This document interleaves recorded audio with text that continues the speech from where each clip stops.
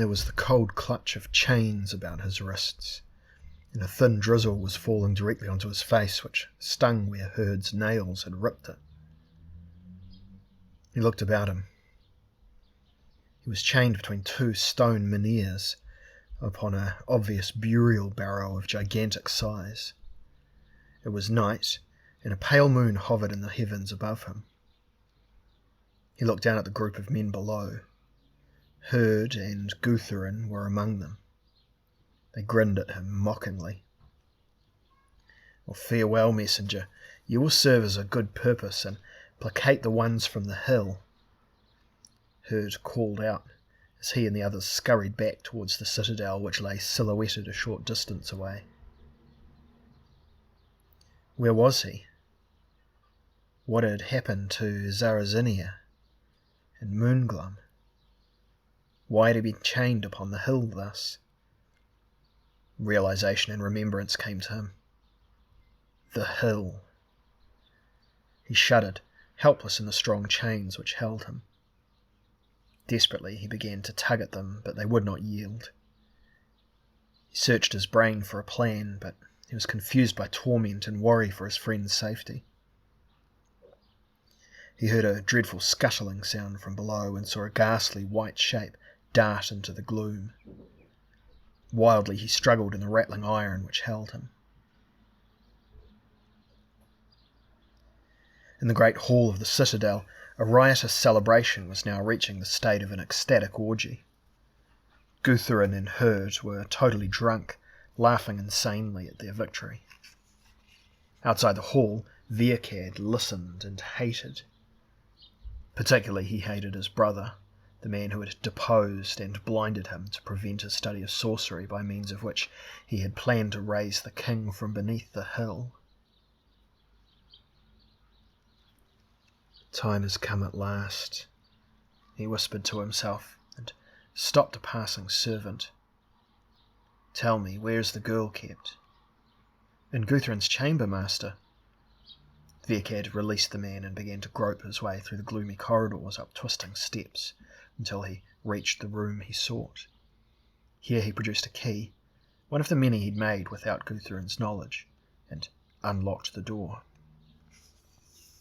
Zarazinia saw the blind man enter and could do nothing. She was gagged and bound with her own dress, and still dazed from the blow Herd had given her. They had told her of Elric's fate, but Moonglum had so far escaped them. Guards hunted him now in the stinking corridors of Org. "I've come to take you to your companion, lady," smiled blind Virkad, grasping her roughly with strength that his insanity had given him. Picked her up and fumbled his way towards the door. He knew the passages of Org perfectly, for he had been born and grown up among them.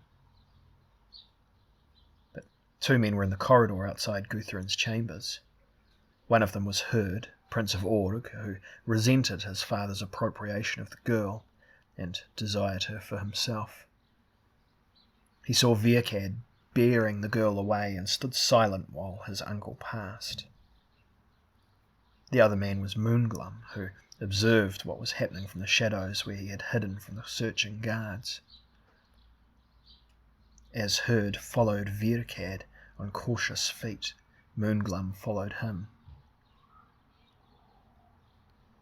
Virkad went out of the citadel by a small side door, carried his living burden towards the looming burial hill.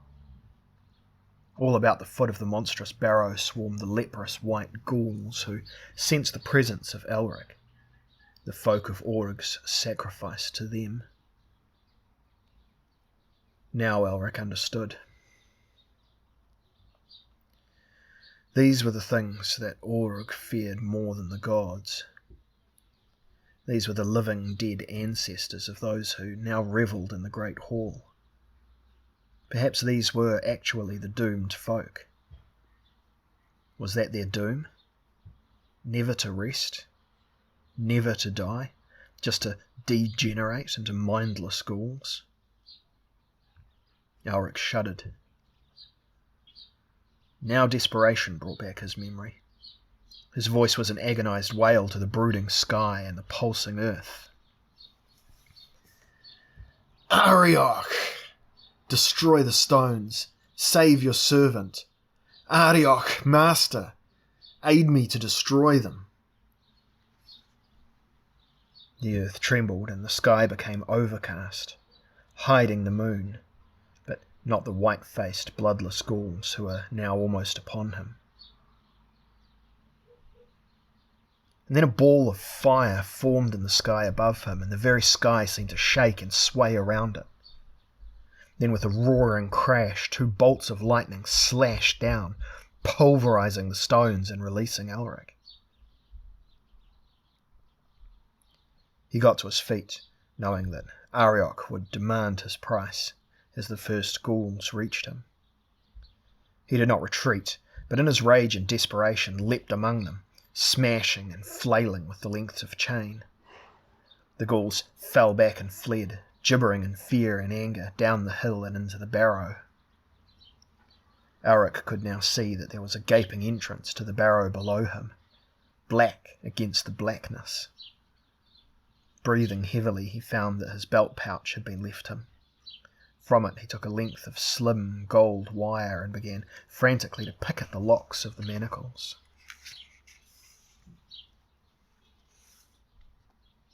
Viacad chuckled to himself, and Saratinia, hearing him, was almost mad with terror. He kept drawling the words into her ear. When shall the third arise? Only when the other dies. When that other's blood flows red, we'll hear the footfalls of the dead. You and I, we shall resurrect him. Such vengeance will he wreak upon my cursed brother. Your blood, my dear, will be that which released him. He felt that the ghouls were gone and judged them placated by their feast. Your lover's been useful to me. He laughed as he began to enter the barrow. The smell of death almost overpowered the girl as the blind madman bore her downwards into the heart of the hill. Herd, sobered after his walk in the colder air, was horrified when he saw where Viacad was going. The barrow, the Hill of the King, was the most feared spot in the land of Org. Herd paused before the black entrance and turned to run. And then suddenly he saw the form of Elric, looming huge and bloody, descending the barrow slope, cutting off his escape. With a wild yell, he fled into the hill passage. Elric had not previously noticed the prince, but the yell startled him and he tried to see who had given it. But he was too late. He began to run down the steep incline towards the entrance of the barrow. Another figure came scampering out of the darkness. Elric, thank the stars and all the gods of earth you live. Thank Arioch, Moonglum. And where's Saratinia? In there. The mad minstrel took her with him, and Herd followed. They are all insane, these kings and princes. I see no sense to their actions. I have an idea that the minstrel means Saratinia no good. Quickly we must follow. By the stars, the stench of death! I've breathed nothing like it. Not even at the great battle of the Eshmere Valley, where the armies of Elfweir met those of Caleg Vogon, usurper prince of the Tanghensi. 500,000 corpses strewed the valley from end to end.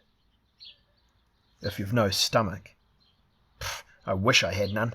Would not be so bad. Come on. They rushed into the passage, led by the faraway sounds of Viacad's maniacal laughter and the somewhat nearer movements of a fear-maddened Herd, who was now trapped between 2 enemies, and yet more afraid of a third. Herd blundered along in the wild blackness, sobbing to himself in his terror.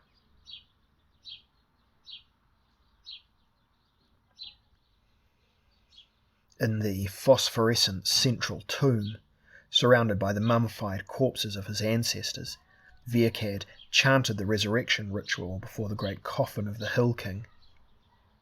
A giant thing, half as tall again as Viacad, who was tall enough. Viacad was forgetful for his own safety and thinking only of vengeance upon his brother Guthrin. He held a long dagger over Tsaritsania, who lay huddled and terrified upon the ground near the coffin. The spilling of Tsaritsinia's blood would be the culmination of the ritual. And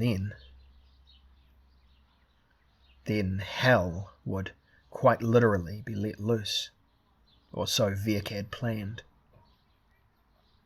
He finished his chanting and raised the knife just as Herd came screeching into the central tomb with his own sword drawn.